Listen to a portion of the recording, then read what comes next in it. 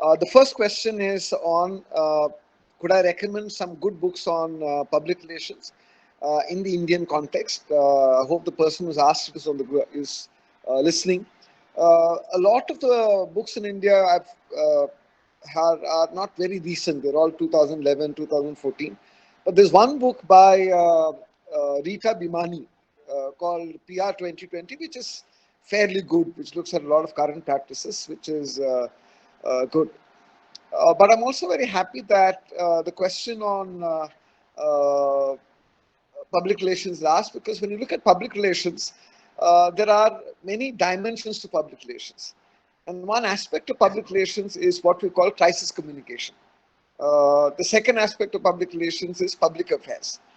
The public affairs is basically in terms of dealing with communication from the government, with the government, image of the government, perceptions. So therefore, that connects the earlier session with the current session, because when you're talking about the current pandemic, it's in the realm of public affairs. How is the government responding to people's concern? How is the government's response seen? And also, when you talk about public relations, one of the important definition of public relations is where a particular organization, whether it's government or corporate, communicates to different publics are different audiences. Now, who are these audiences? They may be different stakeholders, people who are in some way connected to, affected by what is happening. So when you talk about crisis communication, in the Indian context, maybe I am particularly very impressed by the kind of crisis communication undertaken by the Kerala government, where the chief minister and the health minister, at least in the first month, when there were a lot of restrictions and concerns, they were regularly talking and debriefing. Now, that kind of communication has not happened either in Maharashtra, most other states, or even at the national level, which I think is important for people to understand issues, concerns. A lot of us are completely in the dark of what is being done, why is it being done. Even if, like the Maharashtra government has a dashboard which looks at current, developments and things, that it's not accessible to most people. So, one of the important things when you talk about any kind of disaster management is to understand this area of what we call crisis communication. This is a major crisis. How do you communicate to various stakeholders? How do you calm them down? How do they understand what is being done? How do they also know what their responsibility is? So, public relations is a very important area, uh, not just for business and corporates, but also for every organization, because it is multiple things. One, of course, is what we call perception management, but a lot of it is about communication about the organization to various stakeholders, which is extremely important. So, this book by Rita Bimani looks at some of those issues, but if you can read up a little more on public affairs, if you can read up a little more on different kinds of crisis communication by governments, by companies, maybe all of us will be in a better state of to understand this area, because communication is central to a lot of politics, responses, and dealing with crisis. So therefore, that is the first question. The second question is on uh, culture, because in the morning session I talked about how sometimes people can take recourse to culture to put restrictions. I was not suggesting that culture is not important.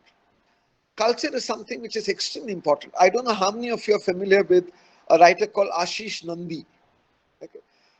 He's now quite old, but you should try and read some of his books, because Ashish Nandi was concerned that issues like secularism is a Western concept, and it's not really integrated where in India, where the distinction between public and other spheres are not very distinct in terms of the concept of dharma and things like that. Yes, it's important that we integrate uh, culture into everything that we do in a way which is inclusive, harmonious, okay, progressive. Okay, that is, it's something which we need to do. And also, I don't know how many of you here uh, have read Hind Swaraj. Hind Swaraj is possibly Gandhi's most important work on his political vision, written in 1909. And I have issues with the book, but there he talks about, when he talks about in terms of having an Indian response, he says it must be integrated in Indian culture, but he also believes that we can also integrate ideas from elsewhere. Constitutionalism, the idea of liberty, rule of law, all of these are things he thinks which can be integrated into our own cultural ethos. So when you say culture, culture is fluid, culture is dynamic, and how do we use it in a way which helps everybody? Then the next question, um, and also in the question, there's a suggestion that in terms of, sometimes about how certain definitions of culture too entrenched in non-urban centers. I think our generalization about masses, rural, etc., lacks a lot of understanding.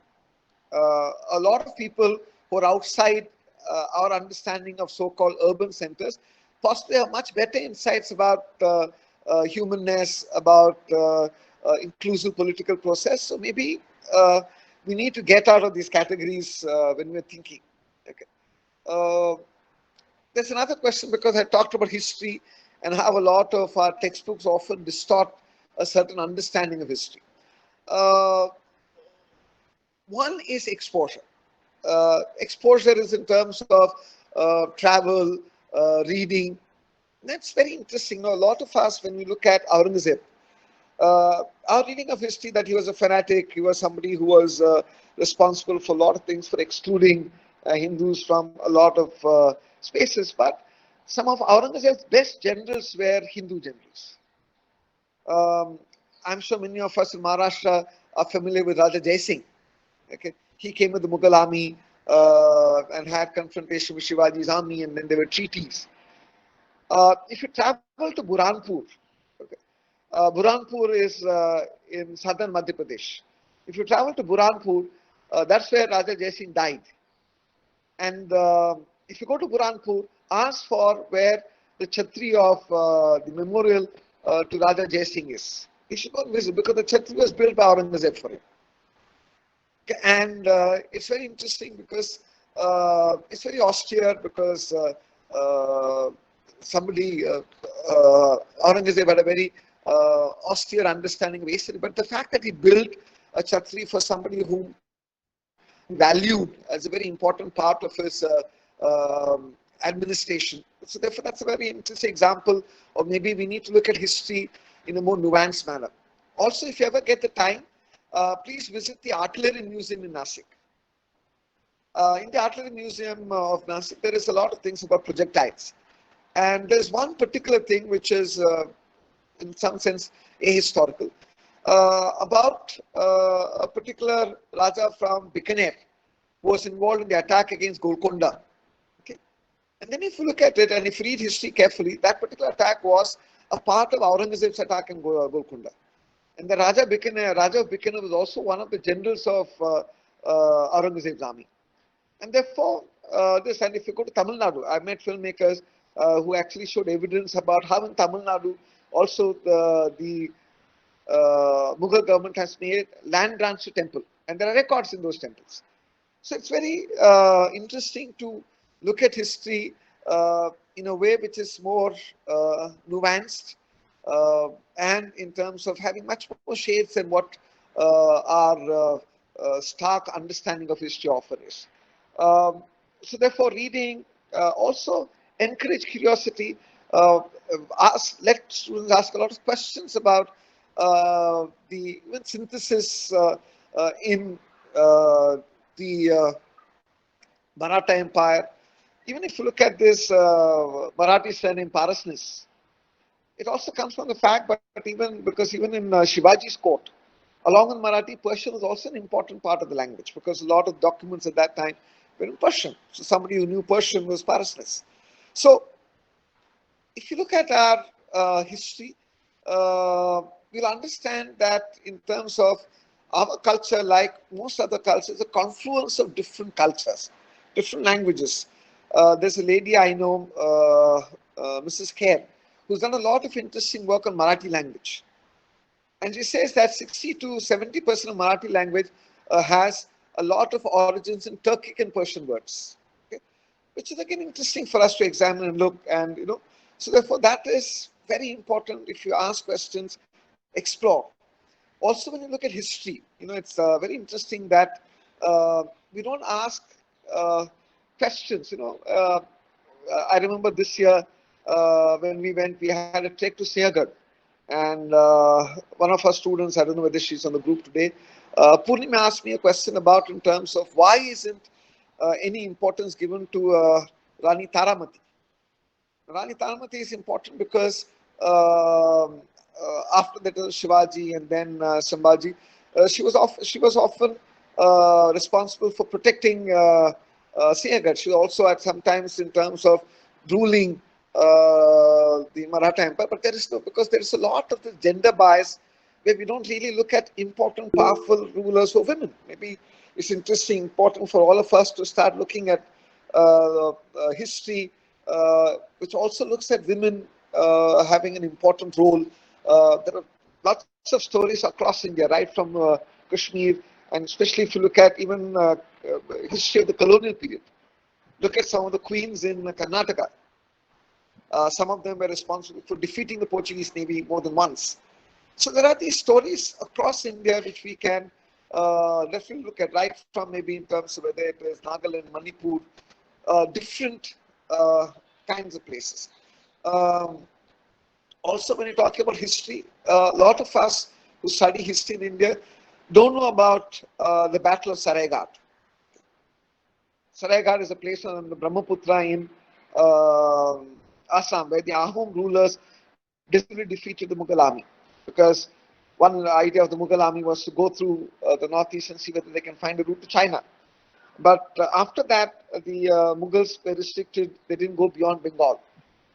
And that is something which is very important. And a lot of our history book, maybe currently now, there's some of the attempt to include that. But when we talk about history, there are so multiple dimensions. When you're teaching history to the young, encourage questions, travel to different places, look at various kinds of practices across India.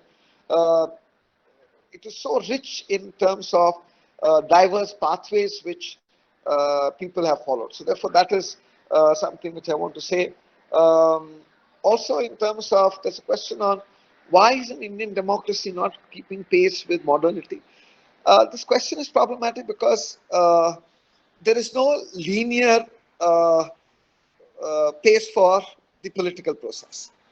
It is in terms of when I mean that, it's not just because even if you look at countries across the world, there's a resurgence of nativism and all of that. So therefore, it is because of a variety of reasons, and that reasons may lie in the fact because of the decline of political institutions. It may lie in the fact that in terms of what I talked about right from 1967, the practice of of competitive populism. There may be a variety of factors. So I don't know whether the term modernity in terms of is good to understand. We can look at what are the challenges of Indian democracy. Where is it that we are having problems? Where is it that we need to have correctives? That is something which we can definitely discuss, and it will be useful. If you're more conscious about the decline of our institutions, so one of the things which I want all see all of us, if all of us can write to our MPs and MLAs to raise questions in the legislature and parliament on issues which are a matter of concern, and after 6 months check whether they've asked. And this is just communication. This is just conversations with them, because they represent us. If they represent us, they should be raising questions. Maybe it's a good way for us to start to engage with the political process. So therefore, it is engaging with the political process. How do we also push to make our parliament more effective in terms of representing our interests? There are multiple ways. As I've been saying for the first day, how do we use our imagination to reimagine political activity in India? Uh, and the last question is very, very interesting. All our school syllabi from I don't know which standard have civics and politics as a subject. In spite of that, why is there such low understanding of political process, low participation? The answer is, if all of us are really honest, when we are growing up, for many of us through school, civics and politics was one of the most boring subjects. Why was it boring? Because they talk about institutions we couldn't relate to something abstract for us. There's not no practical element. There's something which we couldn't touch and feel. Can schools and colleges start by asking students questions about who makes laws? Can we engage with them to to raise questions? And if you are interested in education, please read this book called Summerhill. Summerhill is by A.S. Neil. It is an experiment, of course. Neil is dead, but it's an experiment in US about where education is more democratic, where students and teachers decide about various things in terms of, where should we have class today? On a hot day, can we have the class in the swimming pool? And they would take a decision by majority. On an extremely hot day, do we need to wear clothes? So a lot of these kind of things that they would discuss, and you must read the book because it's very interesting. So students can also have some kind of role in decision making in our schools and colleges. Now, even see, the problem is that maybe as teachers, even as a teacher of political science, I must take the blame. If you look at the history of Political Science Association, it started because of a student called Sanjay Banka in 1993. But I remember, but if I really look at it, nearly 20 years, nearly 30 years now, the Political Science Association was also not truly democratic till about 3 years ago, when students like Suhasini, Anmol, Purnima, Shruti, all these people, they came in and they decided that we must have elected body, we must have decision making by consensus. Yes, there will still be glitches, there will still be things which are wrong, but at least for the past 3 years, it is one body which is democratic, and I hope it continues. It can. The quality of the democratic functioning will need to improve. There are a lot of things which still can be done, but that is something which is a possibility. So, how do we engage young people in at least involving them in conversations about things which affect them? Encouraging them to ask questions. So these are questions which came from the first session. I hope I have dealt with all the questions. Abhishek, have I dealt with all the questions? Yeah. Okay. Yeah. Thank you. So now we'll go to this whole issue of disaster management. Now, when you look at disaster management in terms of uh, the 1990 was declared by the UN as the decade of natural disasters. And in 1995, for the first time in India, there was a Center for Disaster Management set up. And even before that, before 1995, in 1992, okay, uh, we experienced one of our worst natural disasters in the form of a massive earthquake in Latur, okay, which is in Marathwada. Okay, more than 10,000 people died. There was a lot of destruction, and it's an interesting coincidence that the current additional chief secretary in charge of urban affairs now, Parveen Pradeshi, was collector at that time when the earthquake happened. Till recently, he was also the municipal commissioner of the BMC, Mumbai Municipal Corporation. At that time itself, for the first time, they said we must have a national disaster management authority. But if you look at the pace at which decision making takes place, the National Disaster Management Authority was set up by an act in 2005. Okay? It took a full 13 years before we even set up this act. And also, they were supposed to have state disaster management activities, and every municipal corporation is supposed to have a disaster management cell. And it'll be good for you if you can use RTI to find out the state of disaster management cell. I was remembering in 2019, For quite some time, the Disaster Management Authority in Pune was headless. And even if you look at, if you visit uh, the municipal corporation headquarters in Mumbai,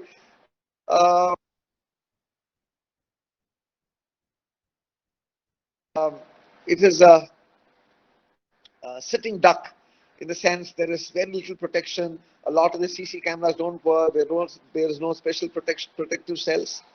So if it's no, if it is so in Mumbai, please visit your people who are from different places. Visit your own municipal corporation wherever you are, and look at the disaster management cells, their preparation, what are the kind of things they're doing, and monitoring, etc. So that is one thing which I want us to look at in terms of our preparedness. Second, in terms of when you say disaster management cell, how much is disaster management thinking an important integral part of town planning? Okay. This is something which I want all of us to think. Why is this important? I must tell you that, I remember when there was a 2001 earthquake in Bhuj, Gujarat. At that time, if you look at cities like, towns like Anjar, a lot of people died, okay, because cranes and fire engines and others couldn't enter lanes because they were too narrow. They're not broad enough for these vehicles to move in. And their children and adults were alive for 2-3 days, and then they died because they suffocated inside in the debris. Now, this is something in terms of our town planning, in terms of are our roads broad enough, okay, uh, for vehicles, big things to come if there's a disaster.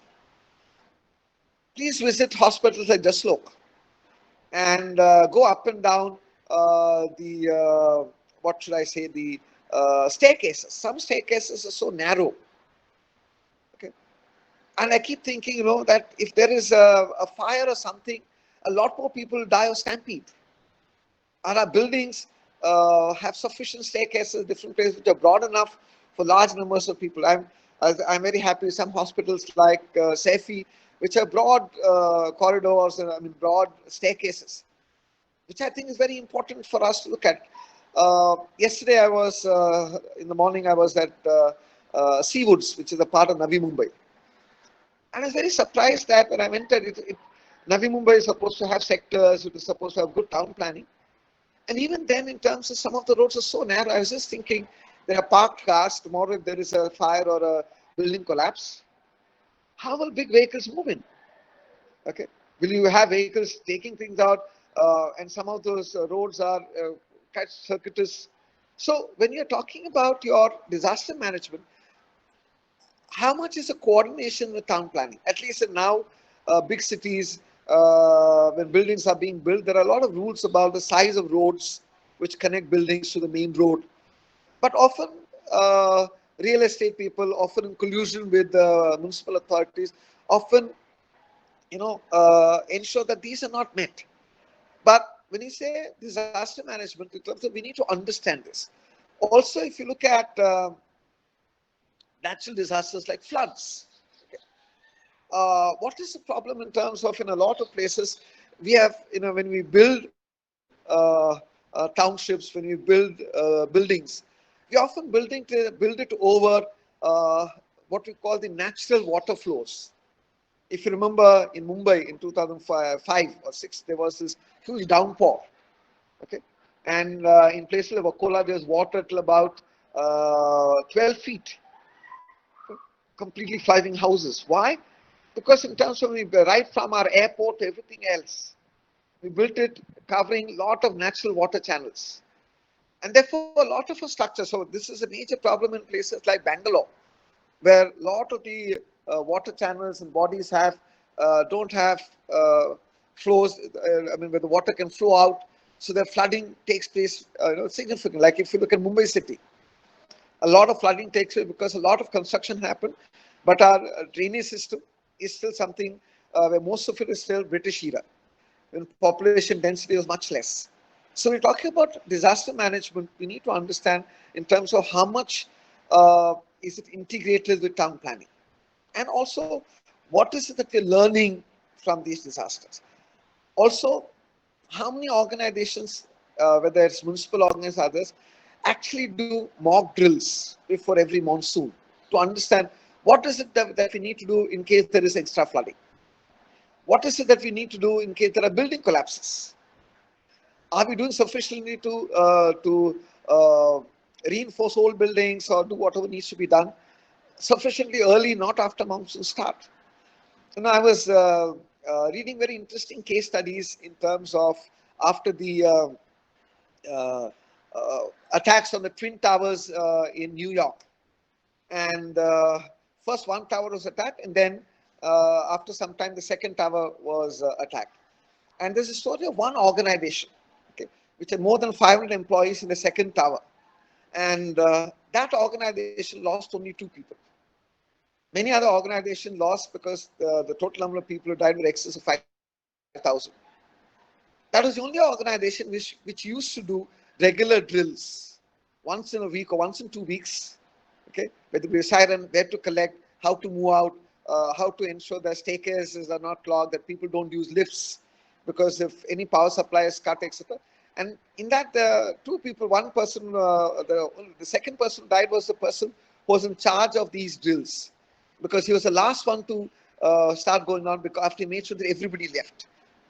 So in a lot of our organizations, we don't have drills, we don't have spaces to tell people in case of fire, where do you collect, what do you do? A lot of it is not done.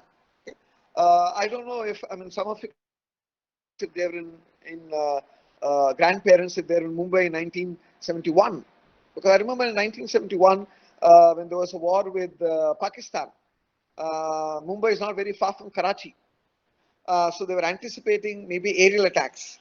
And therefore, a lot of the buildings, everybody was asked to blacken the windows so that in terms of the fire attack, you don't target.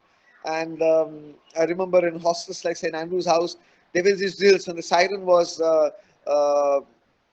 the siren happened, everybody had to run down orderly down to the thing and go to Chapati Beach. So if buildings are targeted, then people are not stuck inside buildings. So some of them are open spaces. Now, a lot of these now I don't think happens anywhere. We are not, we don't really teach uh, uh, children, organizations about the need for effective disaster management, because this is something which is very, very important. So when you say disaster management, we're talking about a variety of disasters. We're talking about natural, man-made, various kinds of things. And are we prepared? And every time something happens, we talk about uh, the extent of lack of preparedness. Coming to the Corona crisis, you know, the Corona crisis is being handled by 2 acts. One act is the Disaster Management Act 2005, and the second is an archaic, an extremely old act. Okay. It's the Epidemic Diseases Act, 1897. And if you look at the kind of fines and punishment, whatever we are, so we are using an act which is how many years old? And very interesting that India till now does not have a modern public health act. We need a public health act which looks at issues dealing with pandemics, because this is something which is very important. Because if you look at maybe in the past uh, 2 decades, there have been a lot of these, outbreak of epidemics. So whether it is swine flu, Nipah, many others. So therefore, many places, even Maharashtra, there was a case of swine flu. Punjab and Haryana had dengue. So sometimes, so therefore, we don't have a modern public health act. And if you look at it, there is a public health bill 2017, okay, which is pending with the law ministry since 2017. So the pace at which we are dealing with issues concerning public health is something is we don't have a law which looks at all dimensions of a public health disaster. So that is something which I want all of us to engage with. Also, when you're talking about this whole issue of public health, how much do we know about our public health infrastructure?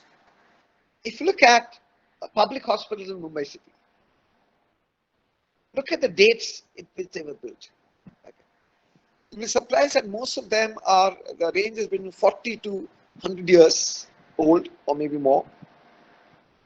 And even if you look at the last 30 years, look at the increase in population in Mumbai. And therefore, the public health system has not really grown. If you look at again, I don't know how many of you have seen or visited the Kasturba Hospital. The Kasturba Hospital is the first hospital for infectious diseases. Very little upgradation, expansion of facilities there. A lot of public hospitals have not been. So there is no new public hospital built in Mumbai or any major city in across India. Okay, in town when I'm talking about capitals, in the last, maybe I'm wrong, in the last 30 years, look at it. If you look at Delhi, one of the major problems in Delhi is also again that a lot of there's not sufficient health infrastructure.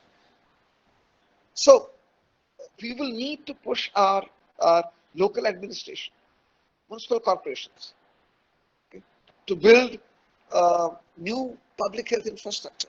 So I'm sure some of you live in Mumbai are familiar with Sion Hospital. Okay. Now, Sion Hospital is an important public hospital. It's closest to, if you look at Dharavi, it's a population of more than 5 million. You go towards Mankud. Mankud also has a huge slum. Go to Chembur, there is near Govandi. There are these huge population densities. For all of them, okay, there is very little public health infrastructure. Even in normal times, even when our monsoon comes and if leptospirosis, dengue happens, there is not enough public health infrastructure to deal with where lack of hygiene, sanitation, all of that. So therefore, that is something which should become a part of our political agenda. That we push for a public health bill. We also push for better public health infrastructure, better public health consciousness. And maybe we need to have in all syllabi public health education. Because public health, we don't understand public health. Therefore, that is something which we need to understand in terms of having as a regular part of curriculum. Why shouldn't we? Because it affects all of us.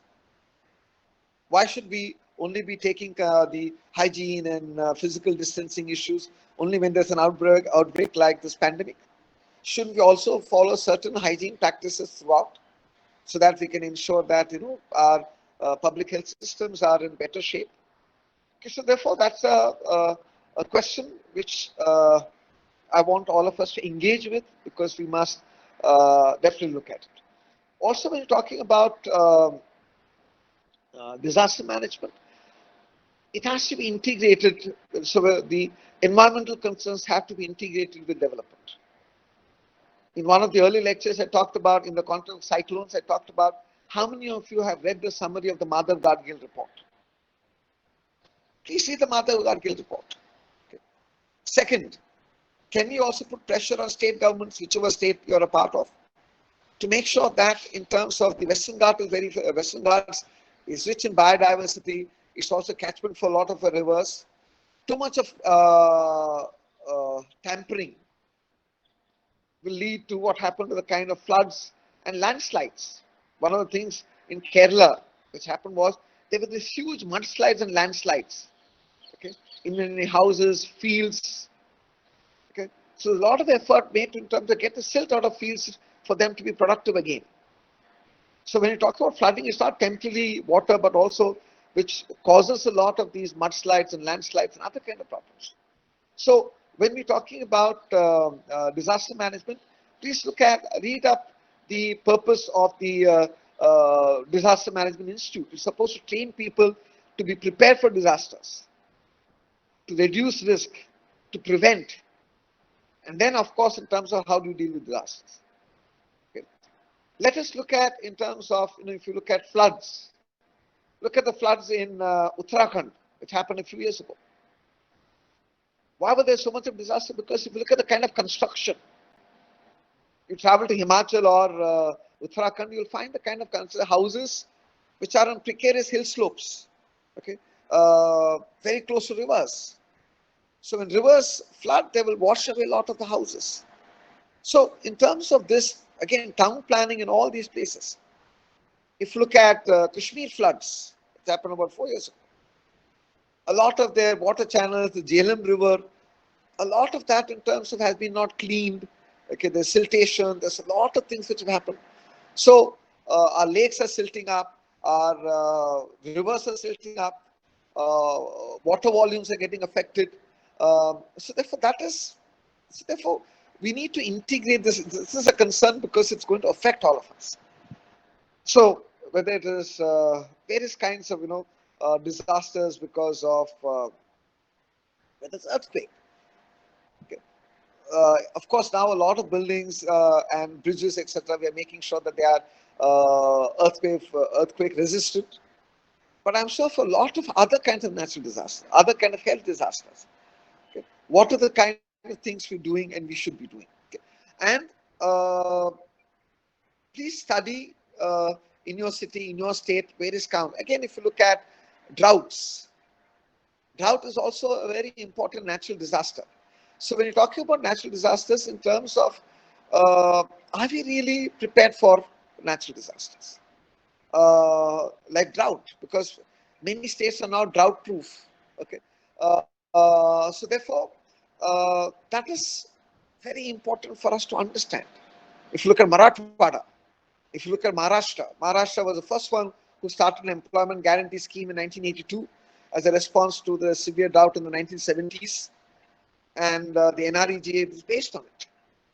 But we need to do a lot more, because I remember in 2016 or 17, Rajinder Singh, the waterman of India from Rajasthan, had visited many of the districts of Marathwada to help local people ensure that you can drought-proof, your water systems and water, all of that. So that is, again, when you talk about disasters, does our understanding of disaster cover the entire gamut, the entire range of possible disasters, which can affect our states, our cities? So that's something which is extremely important for us to discuss. So look at town planning. I mean, understand town planning better. Understand disaster management authorities.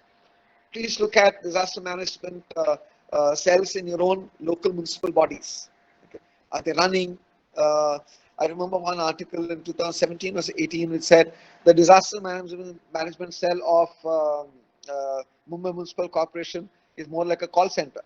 Okay, that they will have this very typical responses. Where often they refuse to take responsibility for man-made disasters. So these are, again, very important concerns, and public engagement in this is important. Please increase awareness. Okay.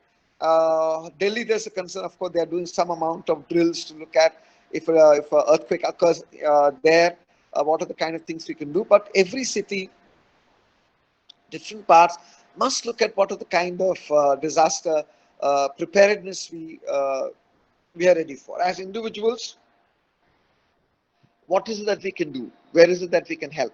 What kind of community support systems are we going to create? One of the concerns which I think in the earlier lecture when I talked about Zindlad's book, he talked about where societies have become atomized. There are not enough community support systems. So how do you create community support systems which can help not just in disaster but even in normal times? So therefore, of course, this pandemic, most of us have no experience. So how do you manage lockdowns? How do you ensure? Remember what Raghuram Rajan said, we have to balance saving lives to saving livelihoods. Okay, so there are multiple nuances. How do we ensure that this can be practiced? So I think I have exceeded my time for speaking. So I will stop here and maybe I can take questions.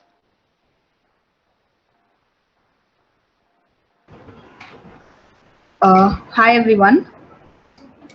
If you have a question, please type on the chat box, or you can mention I have a question and we'll read it out for you. I mean, you have to ask your question.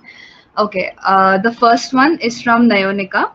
Can you please recommend some books that shed light on the ecology of Indian rivers and the communities that flourish along them? Uh, Nanuka, you must give me a little time for me to find out something for in terms of an all India thing, because um, there is this guy called Stephen Alter. He's written a book called Sacred Rivers, which is on the holy rivers of India in terms of the various sources of the Ganga and the ecology and various aspects of that. It's maybe about 6, 7 years or eight, maybe a little more old. So that is one book which comes to mind. There are quite a few books which have the thing on sacred rivers. There is also a book called River Sutra on the Narmada, which looks at uh, stories along the Narmada River, which may not look at really ecology, but I'm very happy to ask this question, which will, because I also need to brush up my own on reading of river ecologies. Of late, I've not read too much. A lot of the books I've read are possibly 4 or 5 years ago. But this question is important for us to understand, I'm sure, because we need to understand river ecologies, especially even in Maharashtra, because a friend I, in one of the early lectures on cyclones, had said about when the Savitri River flooded about 2 years ago. This complete disaster, a bridge was washed away with a bus in it. So therefore, that is something in terms of managing our catchment areas, understanding river ecologies becomes very, very crucial. So yes, we must read, and especially in Maharashtra, if each one of us can start reading about our major rivers, because I want all of us to be more familiar, I think, because I'm fascinated by rivers like Godavari and Krishna, and maybe others are fascinated by other rivers. Please read up on them, because if you look at in terms of the Savitri River, do you understand why Shivaji shifted his capital from Rajgarh to Raigad? Because Rajgarh, even after shifting political capital, Rajgarh continued to be the administrative capital.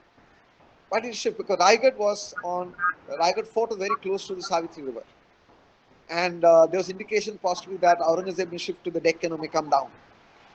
And therefore, also if you remember, before he shifted to Raigad, he also built Sindhudurg fort, one of the few forts where he actually participated in.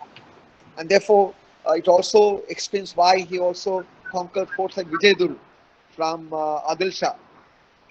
Because the Savitri River is a very important river, and you must, those of you who are from Ratnagiri, you should look at, there is a village called Mapural, which is a very important trading post where ships used to come up, large ships used to come right up the river to Mapural and beyond. So rivers were very important for a lot of our political histories, political management. And therefore, yes, reading about these rivers are very important to understand politics and ecology. Thank you for that question. Yeah. A question from Zubin. Would the COVID-19 pandemic come under the Act of God policy of insurance companies as no solution is found yet? Can you repeat the question? Would the COVID-19 pandemic come under the Act of God policy of insurance companies as no solution is found yet? Uh, See, when you talk about insurance company, they are a part of the problem. Now, insurance companies have also not really have real solutions to things like cyclones or the sea coming in many places. Because yes, so therefore this whole act of God is a problem, because a lot of these have been induced by man-made changes, and of course we don't have a response. And as I said, that the fact that public health is not a real issue for, we don't have a policy in government, and also if you look at UK have had a coronavirus act. Singapore had a coronavirus regulation in 2020. So therefore, countries will have to start taking the initiative for insurance and other policies to respond to it. Yeah. Yes, we are at the moment. Maybe there is not sufficient understanding and coverage. Yeah. We have a question from Tushar Valan. What is your thought on the role of the media in disaster risk reduction and resilience? See, till now, I think the media has failed because media wakes up when a disaster happens.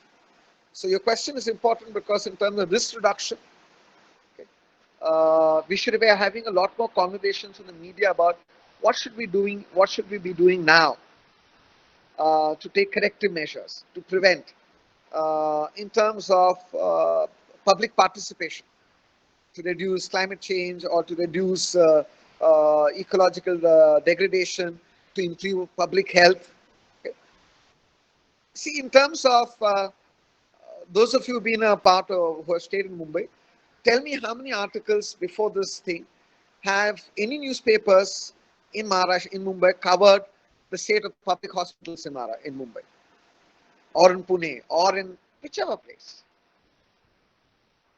So therefore, the media has definitely failed. It's unfortunate because we wait for disasters to happen. So therefore, not just media, all of us have failed.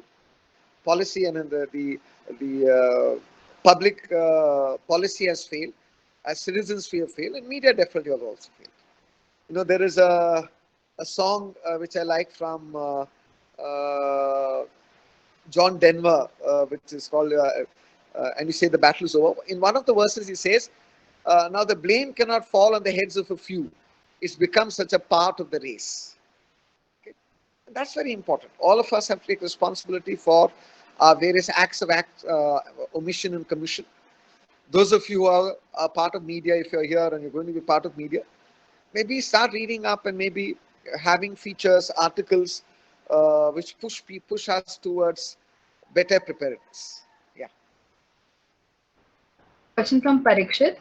To what extent the number of people infected by coronavirus in a country can determine the level of disaster resiliency in that country?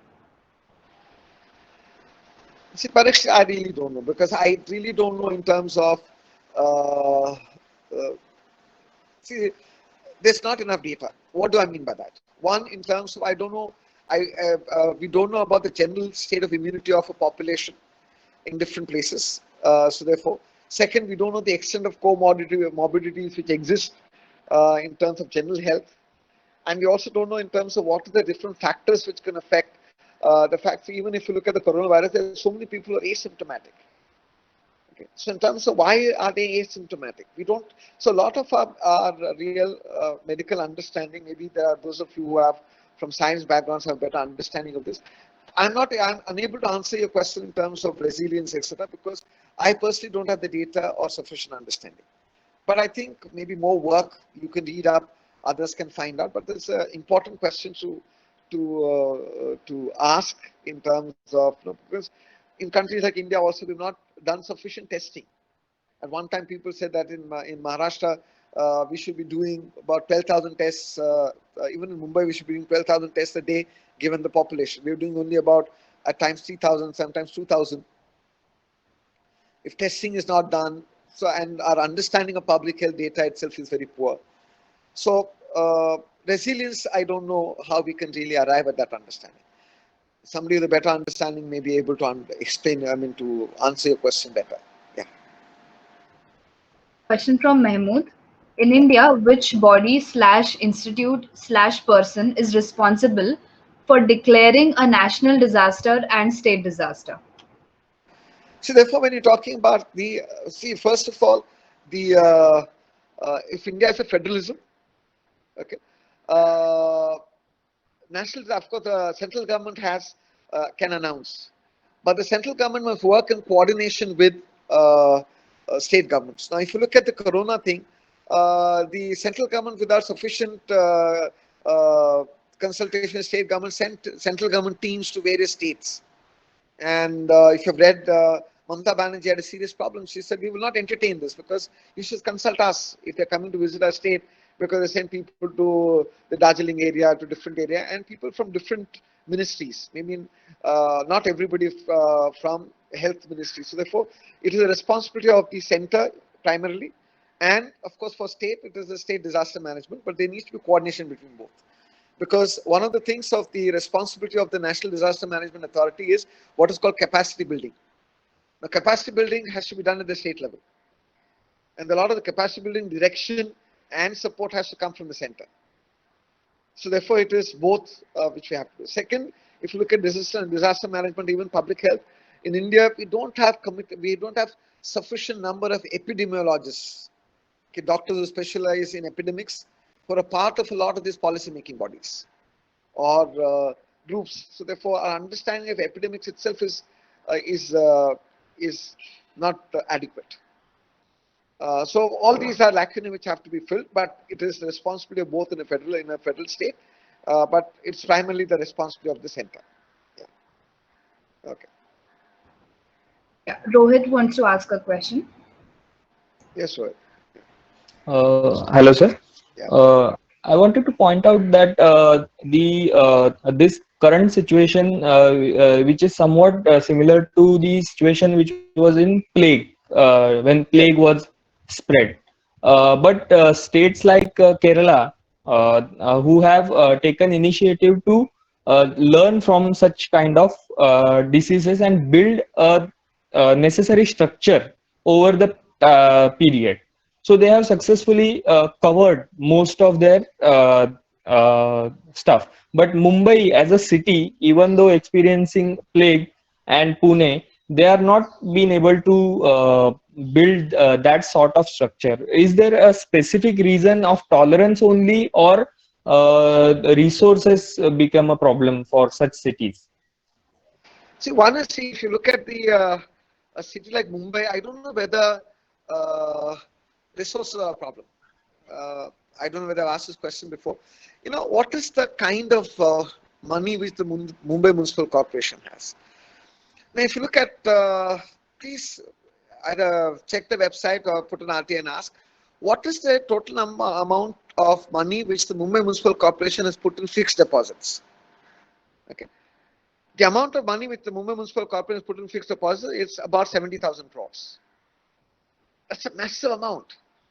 So even if we had taken some money out of it and used for this, it is so resources is not really a concern. Second, public memory is short.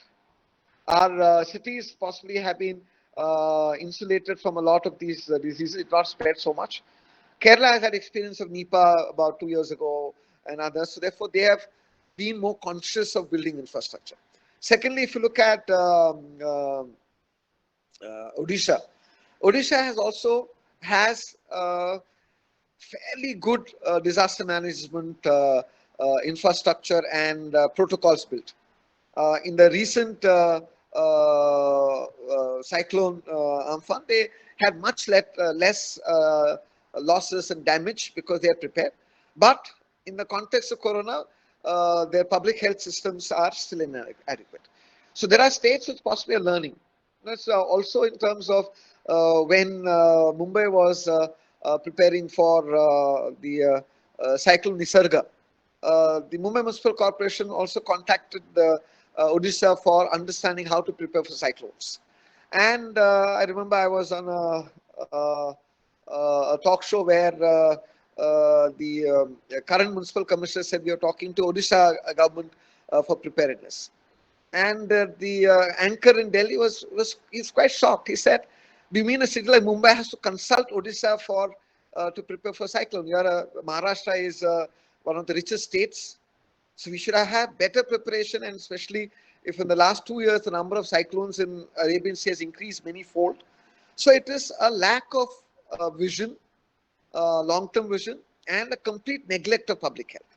Whether it's Pune or Mumbai, the neglect of public health is appalling. That's the word I can use. So that is something which is there. And also a lot of human puts pressure to increase the kind of the facilities in our hospitals. Recently, a few months ago, I had gone to this Rajewadi hospital because there was an accident, and I realized that it's a public hospital and where a lot of accidents are taken. It didn't have a ventilator. Okay, it didn't have the ICU was so. I think it was extremely bad in hygiene, extremely poor services. So I'm saying this is a public hospital. The space is quite big. Why haven't we invested enough in ensuring that there is sufficient? Because that is, there was no trauma care center there, which was functioning. So it's not just about public health, but in terms of disease or whatever, but even basic things in terms of there's a major train accident. A lot of our public hospitals, I don't think, are equipped to handle it. Okay, a lot of people are injured. In terms of that, are we equipped to handle it? So this is a concern which, again, maybe as citizens we have not demanded that the government should do something about it. So it is. I don't think any kind of justification is acceptable. But as I said in the morning session, in terms of Abhishek talked about starting these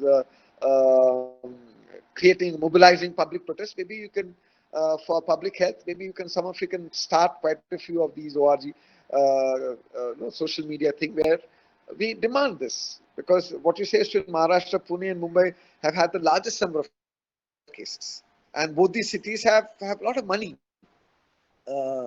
And they have grown, but they have not invested in things which matter. Yeah. Sir, Thank you. sorry, sir. Can I ask Sure. one more question? Please. Yeah. Thank you. Go ahead. Sir, again, I observe some of the trusts like Mahatma Gandhi Mission, they have quite few hospitals in our region, Raigad region. So they are quite worried about their reputation.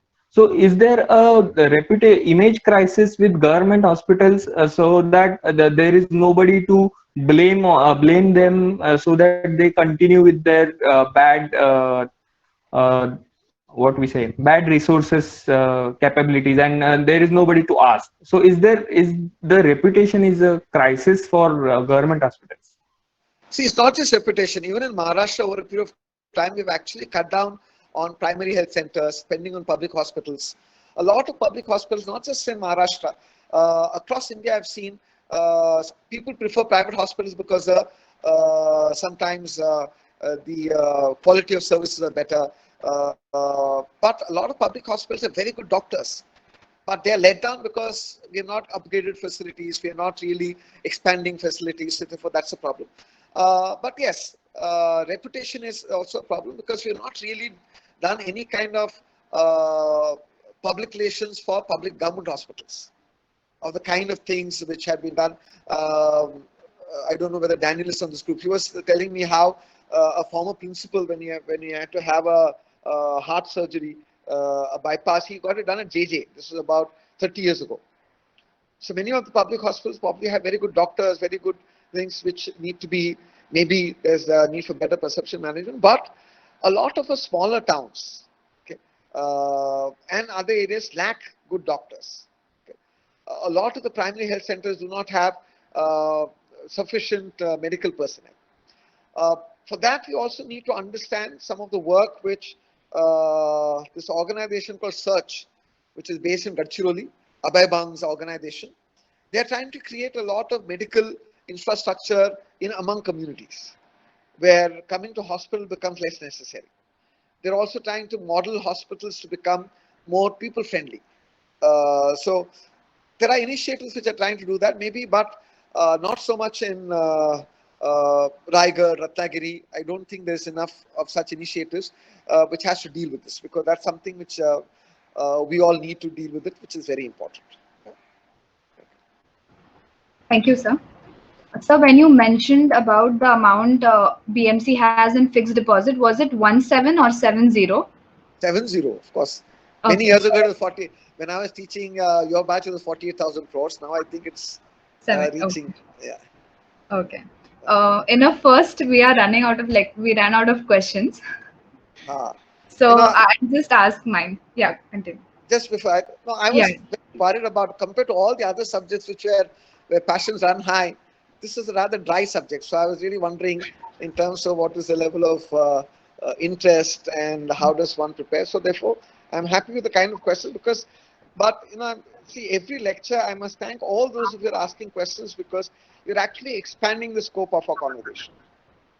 Okay, whether in terms of the question asked about public health hospitals, primary centers, or river ecologies and all of that. These are very, very important things. Maybe many of us have not given thought. And it's important that we begin to give a thought to. Yeah? Sorry, Swasti, you have to say something. So, sir, we don't like. How do we change the idea of safety, or how do we help people give it importance? Because people don't like give importance to hairstyles over helmets, to convenience over seat belts, from like at an individual level.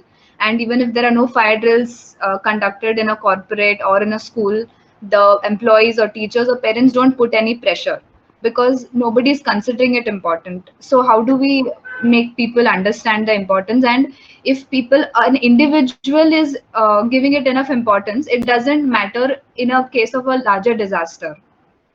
Yeah, the first thing is that those of you who are interested in making films, can you make short films which are persuasive? Okay. In these concerns, when I say public health, it's one, you mentioned things like safety. Okay. So helmet, in terms of, one of the problems with a lot of these public health communication is all of us have resistance. What is the one resistance? It won't happen to me. So that's what they found. A lot of, in the US, when they did a lot of communication for controlling AIDS, a lot of people thought, I'm very healthy, it will never affect me.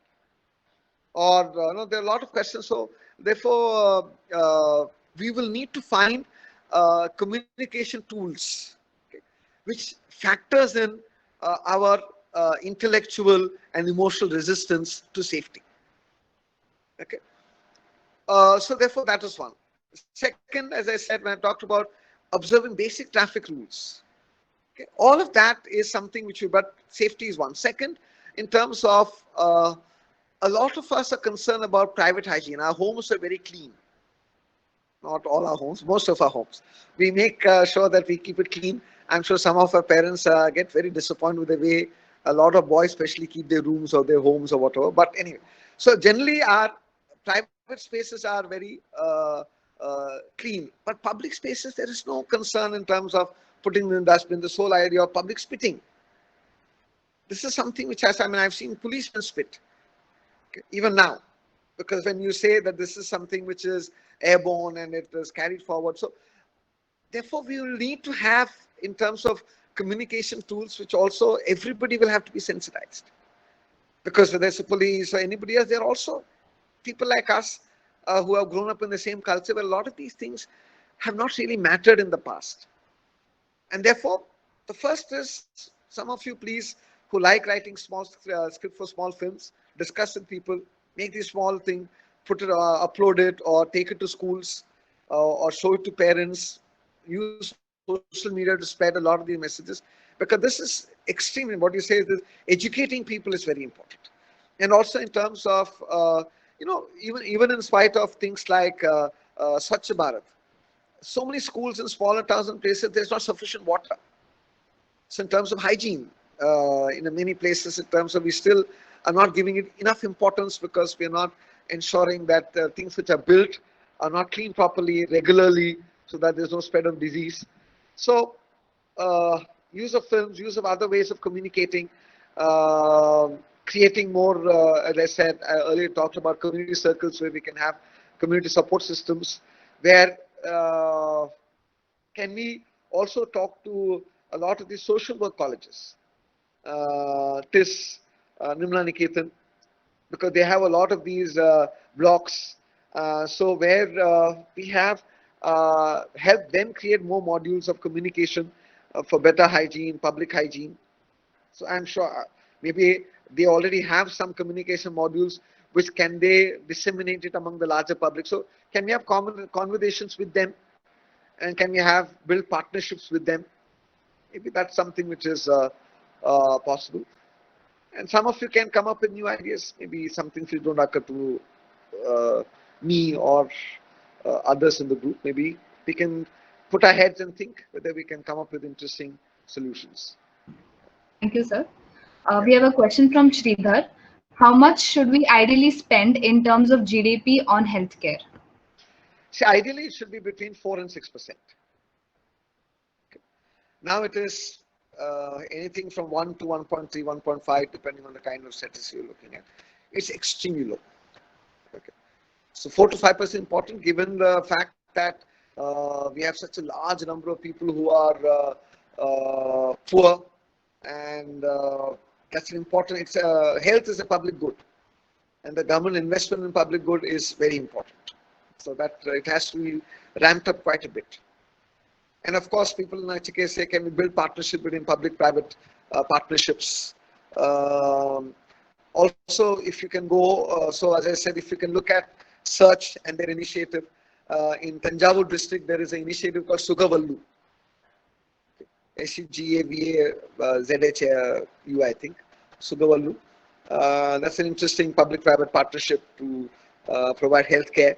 And maybe there are other such initiatives in other parts which we can share, where we listen to local communities, build. See this, unfortunately, even I have not used this word capacity building enough. What is capacity building? Where everybody is equipped with certain competencies, certain abilities, certain skills, certain infrastructure. So if you can do focus a little more on capacity building, maybe it will help. Yeah. So it's not just increasing funding. Can we build better network between public and private sector, public and private partnerships? Can we use money more judiciously? Can we look at what are the areas which need to be looked at, and what is it that we can learn from different states? Different states have different community models. Maybe we can look at those community models. At one time, now Vinayak Sen used to run this community hospital in Dantewada. Is there something we can learn from this hospital? There may be many such community hospitals in different states of India. One of the interesting things we must look at is that if you look at states like Nagaland, Manipur, Mizoram, Arunachal Pradesh, these are states which are not very rich, but they're very low levels of malnutrition, because their community systems are built in terms of providing community support for nutrition. So there is, these are things which we could learn from. Yeah. Yeah. Manali, you can ask your question. Am I audible? Yes. Yes. So my question was regarding tourism and disaster management, because we see that in a lot of places like the Northeast or Leh Ladakh, for example, as tourism is increasing, we are experiencing increased human intervention, and as you had mentioned in the previous lecture also, that their local self-sustained ecosystems in terms of humans and natural elements as well is also getting disturbed, and that is somewhere impacting the entire environment, and probably the risk of disasters is increasing. So what do you think can be done at the government level and at a personal level to ensure sustainable tourism, which is something which is coming up, and not a lot of it is being spoken about as much as it should be? Yeah. See, more than Ladakh and the Northeast, we should worry about Uttarakhand. We should worry about Himachal, because that's where a lot of trekking groups, religious groups go, and that's where a lot of the exposure of of hotels have made the ecology more precarious. In Uttarakhand and Himachal, also road building sometimes is not very scientific, and therefore they're built in gradients. And when they build roads, they throw the debris down into the valley, which causes more landslides. So there are a lot of issues which we need to cover. But what's very important is the need for what I call strong political will. While tourism is important because it generates livelihood, employment opportunities and things like that, and homestays and things like that are allowing maybe more eco-sensitive kind of tourism. I remember in 2019, the municipal commission, I think one of the commissioners in Ladakh, she was a lady. She felt that what was happening in near Pangong was something which would be a disaster for the environment. She actually ordered and supervised the demolition of 127 resorts, which had flouted environmental rules in terms of proximity to the lake, in terms of not having proper, where they were dumping sewage into the lake, a lot of that. So that kind of political will is something which, she was able to follow through on this. So a strong political will which regulates, which manages, is useful, along with creating in terms of tourism models which help local communities, and that's something which has been done by a lot of NGOs. Uh, I remember in MP also I visited where NGOs were helping local communities with capacity building for foreign tourists in terms of in a sustainable manner. So there's a lot more which needs to be done, which we will need to visit and understand. But yes, in areas which are ecologically fragile, we will need to regulate. And if you look at places like Uttarakhand, if you look at this place called Valley of Flowers, Valley of Flowers was a very popular, is still a very popular trekking and ecological destination. But for the past 15, 20 years, they've stopped any kind of camping inside. So they allow you to go for day treks and you have to come back by evening. So that kind of regulation is possible. So that, I mean, it's happening in many places. Maybe we need to expand this. We also need to see how we use this kind of understanding, not just for tourism, but also for road building, for town planning, all of that. Yeah? Your question is important. So maybe we should study examples of successful such things where both political will as well as conscious tourism planning helps. Thank you, sir. And I didn't get an opportunity to thank the organizers as well. These are really great sessions. So thanks for organizing them. Okay, thank you, Manavi.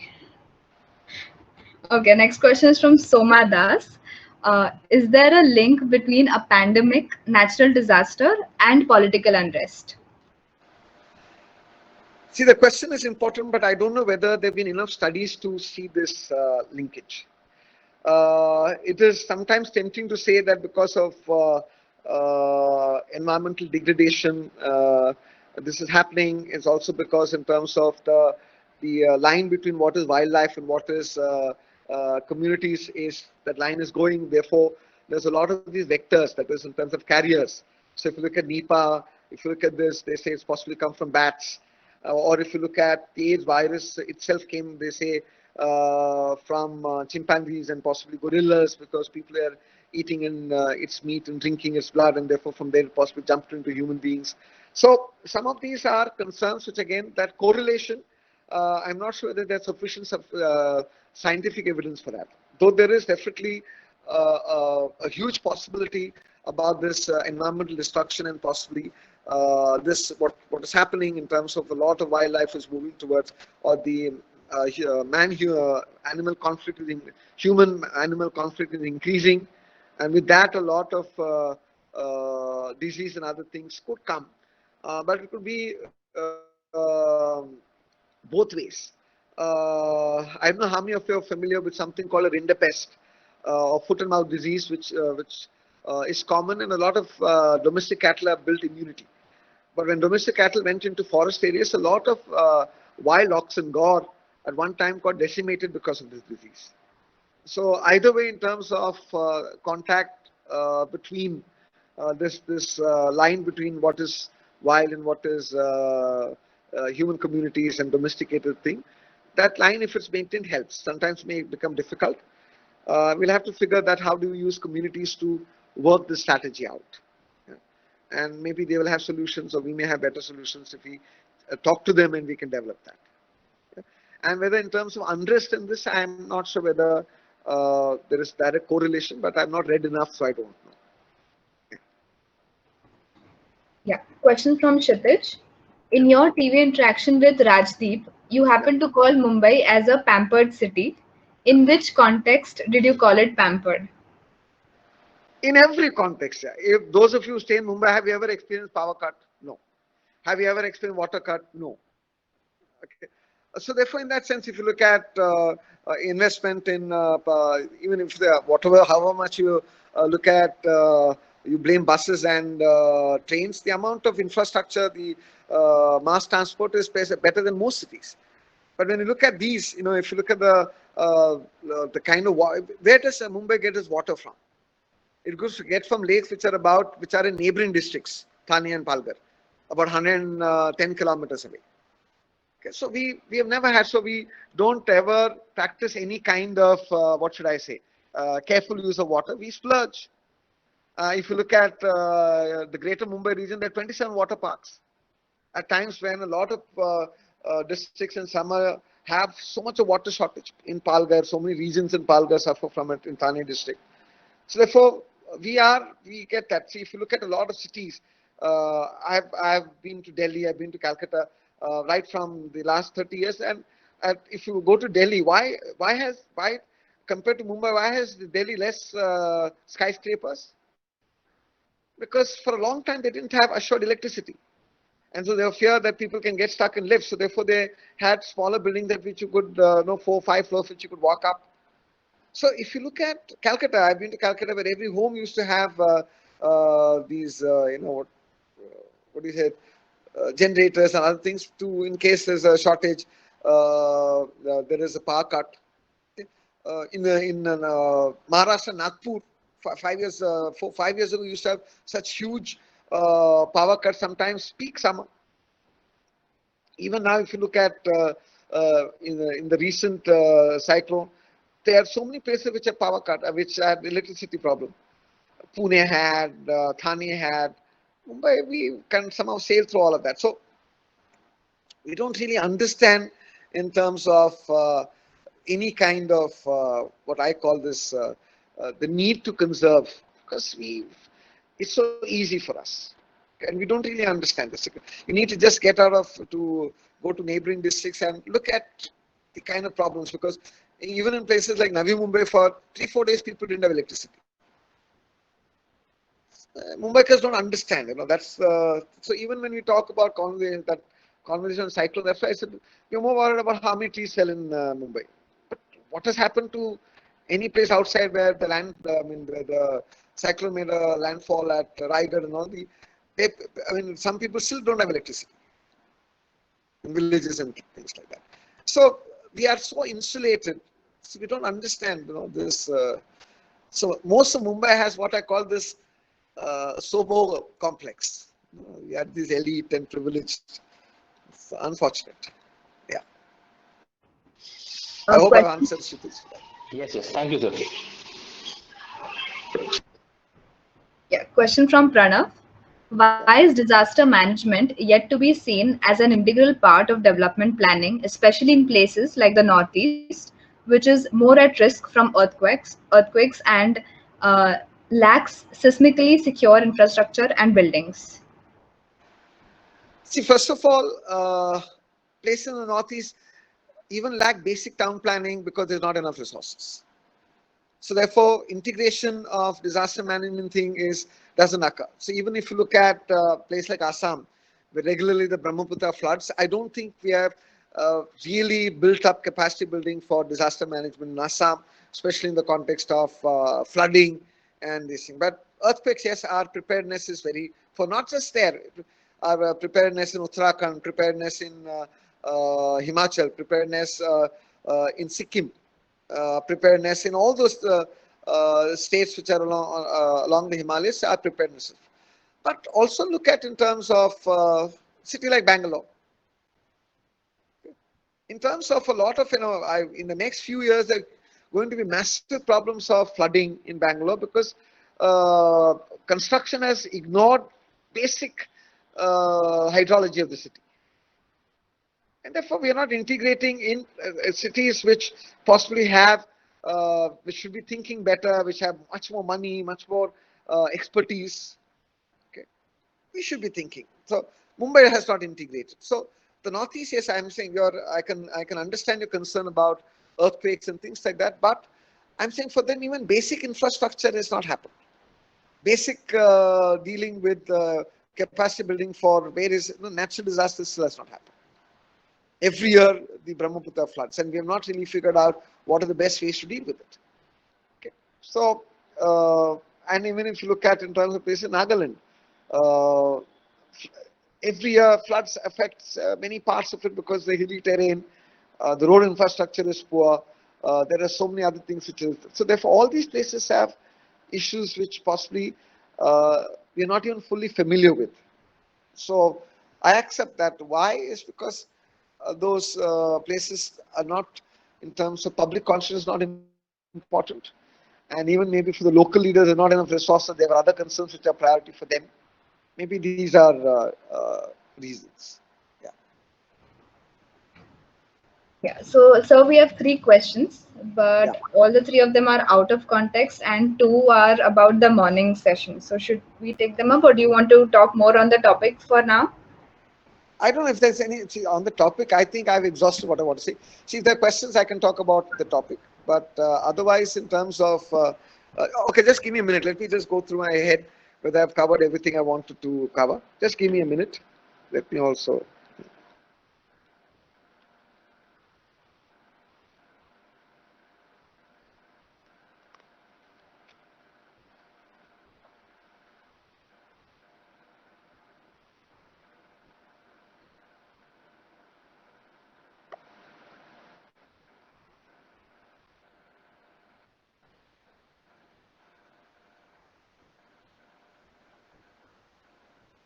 Okay, just this is what I forgot.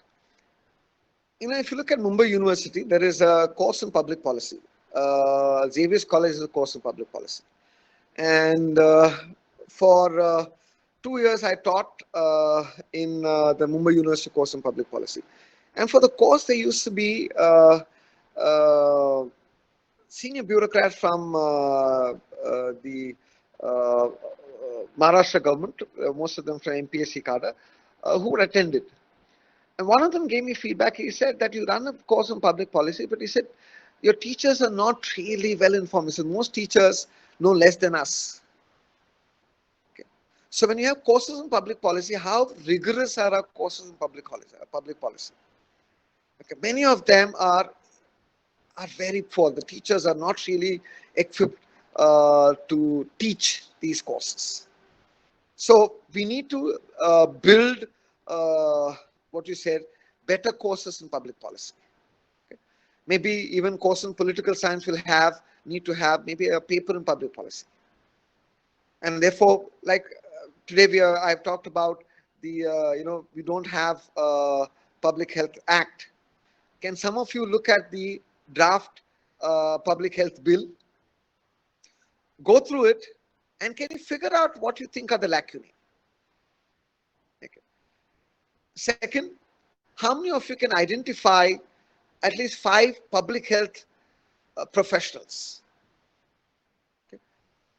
5 public health experts, people who are working. Identify, maybe see if you can have conversations with them. Which are the courses in India which have good inputs in public health? Which are the courses in India which have good inputs in disaster management? What should go into a good course in disaster management?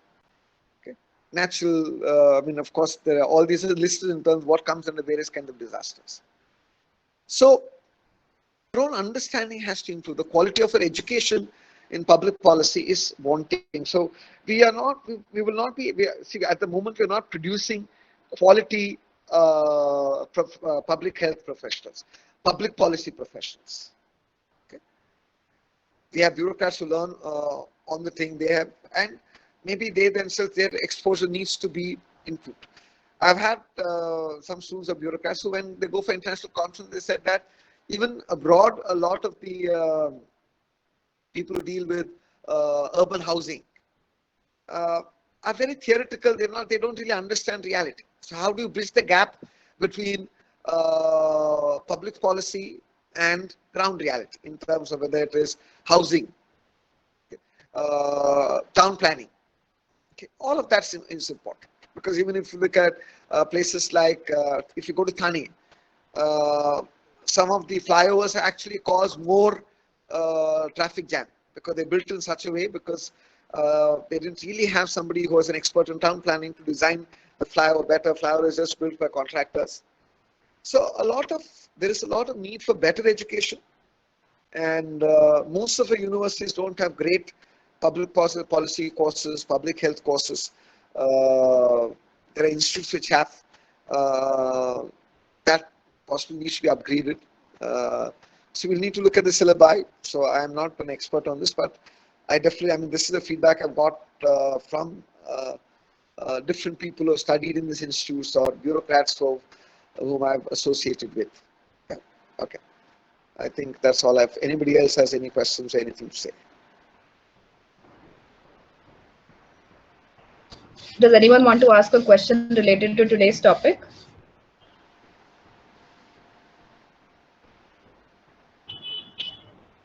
So should we take up these other three questions then? Yeah. Yeah. So the first one is from Abhishek.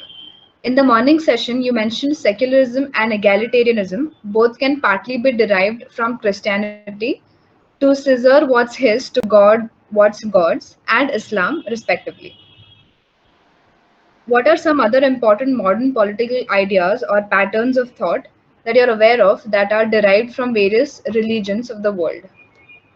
Okay. The first thing there is in terms of a correction, because when you look at egalitarianism or the idea of universal brotherhood, both Christianity and Islam derived it from or got it from what we call Stoic philosophy. Stoic philosophy is, around the time of Aristotle, which came. They were it was a Roman philosopher, Cicero, who was the first one who talked about the notion of universal brotherhood. So therefore, which religions have absorbed. But in terms of a lot of religious codes, if you look at the Ten Commandments, it comes from the Judaic religion.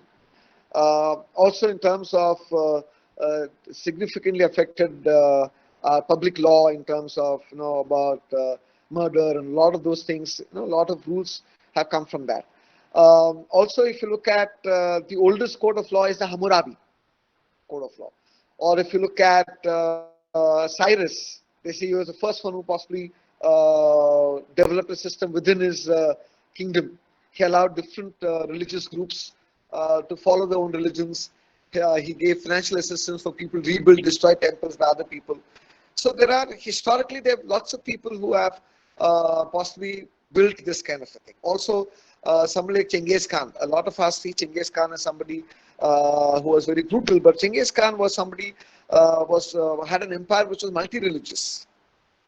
He himself was not too religious, but in his advisors he had people from different religions, whether it was Zoroastrian, because across Central Asia there were a lot of these fire worshippers, Zoroastrian, Islamic, Jewish, and others. So therefore, and he was somebody, his kingdom was the first one who had some kind of currency, passport. So historically, we have possibly drawn from a variety of traditions. Okay, and even Islamic philosophy drew heavily from Greek philosophy. Islamic political thought drew heavily from the works of Aristotle and others, while also they developed their own independent thinking in these areas. So there is this whole confluence of ideas which have possibly helped develop a lot. That's why when you talk about the Renaissance, we need to talk about Islamic influence, we need to talk about Chinese influence, various kinds, because trade and other things gets influences from different places. Like if you look at something like Marco Polo, okay, he was somebody who got back ideas from different places. So I think it's different things which have seeded or helped seed many of these ideas. Yeah, I hope that answers the question. Thank you, sir. Yeah, just 1 minute. See, even if you look at our, if you look at our national emblems, we have taken from the Buddhist tradition, Buddhist and Ashokan traditions.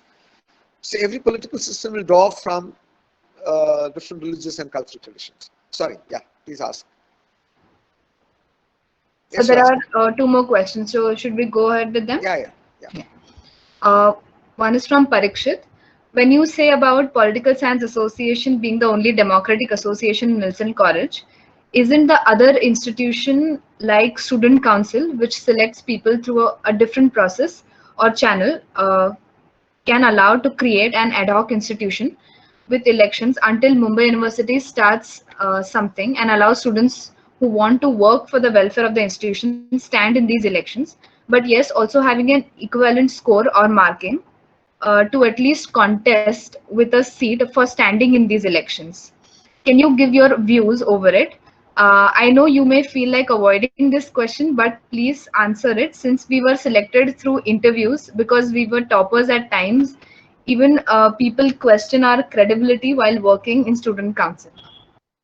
No, your question is very, very valid, because one is, I remember 3 years ago we thought of having elections, and we tried to work out, we tried to balance academics and elsewhere, but the people, staff members possibly were not very fair and objective. And when one of the students was selected, whose election was challenged, then the college just decided to do away with the system. Uh, so therefore, as I said, most of our educational institutions don't have a democratic ethos. And the university to come up with a law, with a rule to say that toppers should be a part of student council, very stupid. Many of the toppers possibly were not even interested. Also, we need to have better ways of doing it. So I was saying that our educational institutions completely lack democratic ethos. All our educational institutions are very patriarchal. Okay, who they may be headed by. They don't like students questioning. So therefore, all this. So you can see everything right from all our ways in which we handle, whether it is student bodies or everything else. It's extremely patriarchal. Okay. Yeah. Any other questions, please? Does it answer? Is there anything, any corollaries which need to be addressed? We have one last question from Abhishek again. Yeah. Wide reach and decentralized nature of new media makes us think we are always in a position to learn and influence a socio-political issue with some readings from blogs or even serious literature. Some issues of identity and history dig much deeper than sometimes surface level of facts about recent events or statistics. In light of your general advice to be an active citizen, do you think sometimes it is wise to be cautious and refrain altogether from participating in some issues that don't directly impact us on a cognitive and emotional level? See, before I answer that question, it will be good if we have many more discussion circles online where discussion is civil. See, like these lecture series, I think is a great kind of initiative, because so many questions and we're able to discuss and talk about these issues. If a lot of other people can have similar such discussion places where we also can look, I mean, in this sessions, people are asking for books, we are suggesting books, we are looking at this. So our collective understanding will improve. So refraining from participating in social media is something which I don't know whether it's a good idea, because everybody else is doing so. So if we can have a sane kind of input from our side, maybe we can temper intemperate conversations. So reframing sometimes I don't think is such a good idea, because everybody must engage. You must figure out how good is it to engage in this. Okay. Yeah. Yeah. That's fun. See, I'm saying that. See, if you know these things are happening, how can all of us who possibly have networks with these kind of people, how do we make their conversations come into the public domain? So if you can have voices, so a group like this, if you can have a conversation with a lot more people from the Northeast or from Kashmir or from wherever, so maybe our conversations will also include their voices, and maybe we can try and see whether we can have conversations which are respectful and things like that. So maybe if you know that this is a concern, maybe we can find ways in which we can give space for those voices. Okay, so that is very necessary.